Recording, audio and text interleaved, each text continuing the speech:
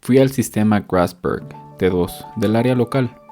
Es una mina de tungsteno que los terranos llevan algunos años explotando. Y este era un trabajo simple. Un transporte de poco menos de 20 millones de toneladas de tungsteno hacia el sistema Birmingham A23. Por alguna razón, los terranos siempre insisten en llamar a sus mundos y sectores de acuerdo con alguna de sus grandes ciudades o ciudades del pasado. Nunca se supo bien el por qué lo hacían o de dónde exactamente provenían esos nombres, pero era de conocimiento general de que muchos de los nombres de esos sectores, de esas minas, ciudades o planetas importantes eran nombrados de acuerdo con alguna ciudad, pueblo o estructura de importancia en su historia. Algunos de estos nombres eran fáciles de entender, algunos otros requerían mucho estudio, a veces incluso casi un milenio de historia terrana. Tarea innecesaria para la mayoría de profesiones, pero yo, siendo un buen comerciante como lo soy, debía de poder hablar de temas muy diversos con una gran cantidad de personas. Así que me había esforzado mucho por aprender el conocimiento general, y los terranos, siendo la raza dominante en la galaxia, definitivamente eran una prioridad para mí. Por lo mismo, yo había estudiado bastante de sus ciudades y de su historia. Al parecer esos eran nombres que provenían de su mundo natal, el cual, por algún misterio, no sabíamos dónde estaba. No sabíamos si los humanos ocultaban la información o si el mundo había perecido hace ya algún tiempo. Simplemente no sabíamos dónde estaba. Retomando el tema, en pocas palabras, debía llevar 1 millón de metros cuadrados de tungsteno, lo cual es ridículamente pesado en comparación a su tamaño, hacia otra galaxia cercana, que estaba a 18.2 millones de años luz. No era una tarea tan difícil, y naves comerciales como la mía tenían motores capaces de cumplir con dichos trabajos. Los terranos, con sus naves incomparablemente más eficientes que las de cualquier otra especie, tenían la capacidad de mover muchísimo más que eso. Pero su sistema de transporte, por algún azar del destino, tuvo un retraso. Y si la entrega de tungsteno se retrasaba solo un día más, eso haría que tuvieran que parar la producción de esa fábrica. Como buen comerciante, yo estaba bien enterado de cómo funcionaba su sistema de producción. El tungsteno no era nada más que una materia prima que al refinarla la usaban para crear componentes para otras fábricas. En otras palabras, era un material usado para crear materiales de creación. Y si esa fábrica se retrasaba, retrasaría muchísimas industrias más. Gracias a eso, yo podría hacerme de un buen capital, suficiente como para reponerme de mi dilema. El cargamento no era de un tamaño tan grande, de hecho, solo eran 100 metros de alto, ancho y largo. Aún tenía algunas de las mercancías anteriores que no había podido vender, pero no fue necesario que las tirara. Mi nave tenía suficiente espacio para todo esto, pero mis motores no podrían con cargas mayores debido al peso. A los terranos no les gustó tanto esta idea de llevar todo el material, la capacidad de mi nave, pero en tanto que cumpliera con su recado, no habría ningún problema. El viaje era estándar. Alcanzaría la velocidad E30 gradualmente durante el primer día. Que por cierto, es otra medida casi impuesta por los terranos. La letra E es del nombre de un científico terrano que propuso que la velocidad de la luz en el vacío era una constante. En honor a él, se le ha llamado así al sistema que mide la velocidad. El nombre completo es Einstein. Sin embargo, para abreviarlo, hemos decidido utilizar solamente la primera letra, E. Así que, la luz viaja a una velocidad de E1. Yo iría 30 veces más rápido a velocidad E30. Velocidad suficiente como para alejarme del sistema sin causar problemas al espacio cercano. Después de estar lo suficientemente lejos del sistema, la burbuja Warp podría hacerse mucho más grande y mi velocidad de viaje podría aumentar hasta E1500. después de lo cual podría desacelerar para reducir el área de distorsión warp y finalmente llegaría al sistema Birmingham A23. Después de realizar la entrega, mi nave definitivamente sería confiscada y se me pondría una multa bastante alta. Afortunadamente para mí, en el contrato no existía ninguna cláusula de violaciones en cuanto a la nave, por lo cual, sin importar si ellos me confiscaban la nave o me ponían la multa, el contrato debía de pagarse, siempre y cuando cumpliera con las normas establecidas del estado de la materia y el tiempo de entrega. Empecé mi viaje decidido a completarlo. No hubo ningún problema al inicio del viaje, salí tranquilamente del espacio cercano al sistema y finalmente empecé a acelerar. Mi nave contaba con 7 motores warp. Cada motor amplificaba la burbuja warp, permitiendo un viaje cada vez más rápido. Esto es así porque el motor warp distorsiona el espacio a mi alrededor a fin de que el viaje pueda ser más rápido en un espacio similar, pero comprimido. Debido a estas alteraciones de espacio, generalmente se causaban algunas alteraciones gravitacionales.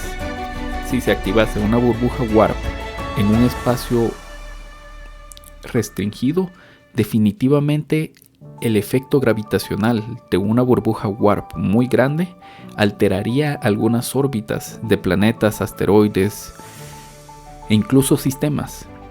Por eso es de que era necesario alejarse una cierta distancia antes de activar una burbuja warp demasiado grande. Durante el viaje decidí dejar el motor averiado con el código de error complejo para encenderlo al final. Así el tiempo de funcionamiento del mismo sería el mínimo posible. Al llegar a la velocidad E1200, el motor debía de iniciar su funcionamiento, pero un código en la IA de la nave impidió que éste se activara. Astutamente los terranos habían compartido su tecnología y sus IAs con otras razas.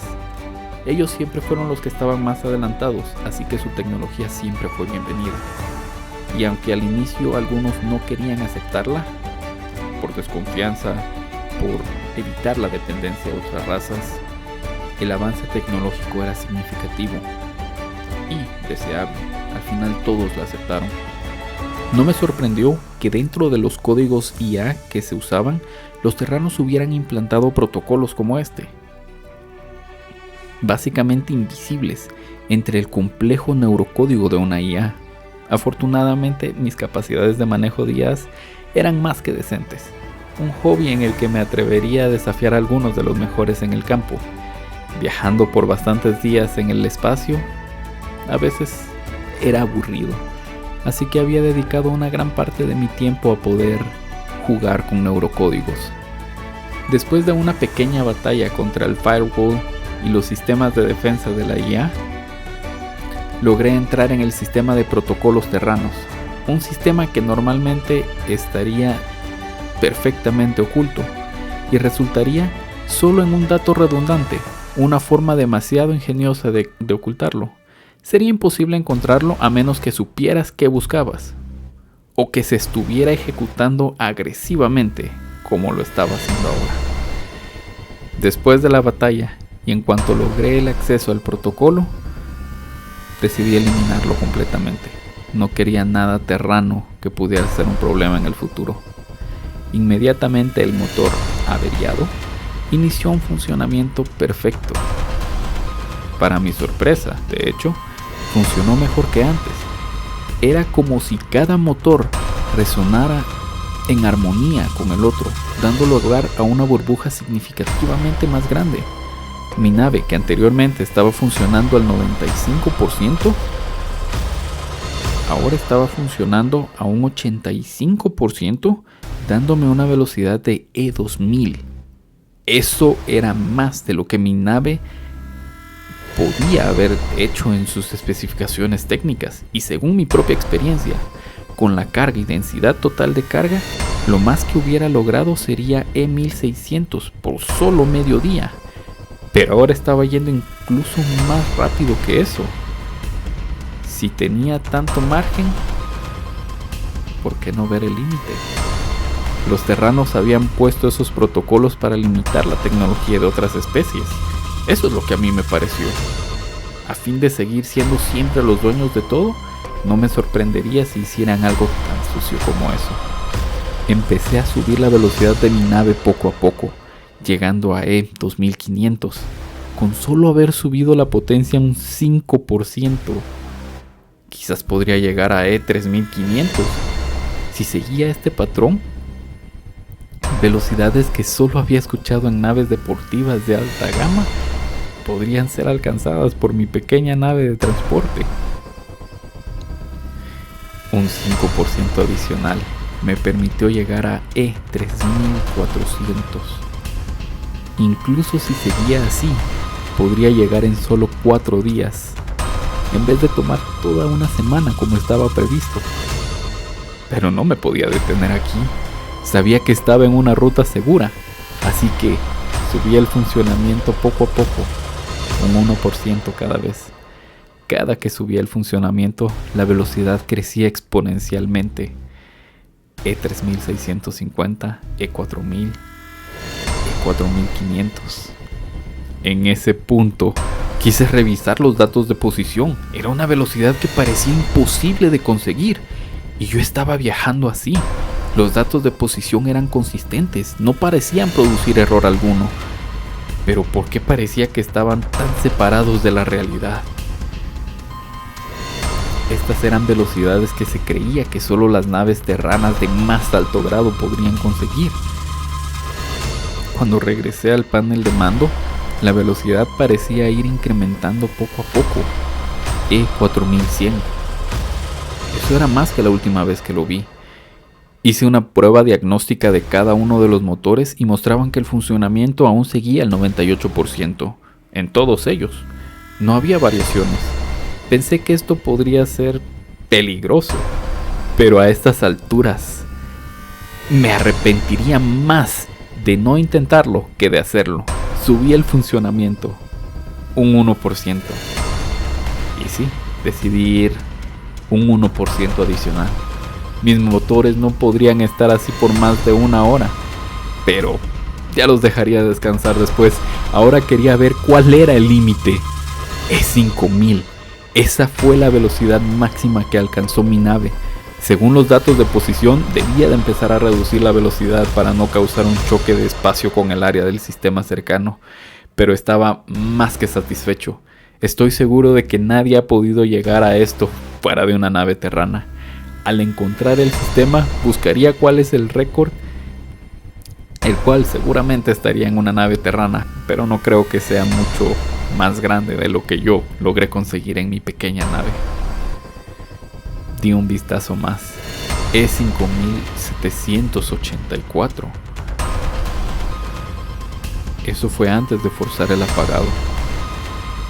La confusión invadió mis pensamientos. Quizás me había equivocado.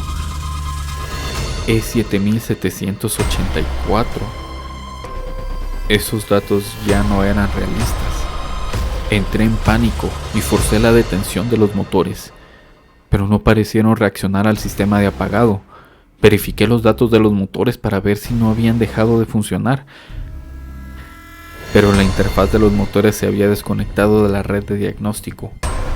Así que encendí las cámaras para verlos físicamente, pero la señal era ridícula. Fue como si cada que el motor 7, el cual era el averiado, enviase un pulso, este hiciera que los otros motores también lo hicieran. Ocasionalmente el motor 7 también reaccionaba a los pulsos de los otros motores.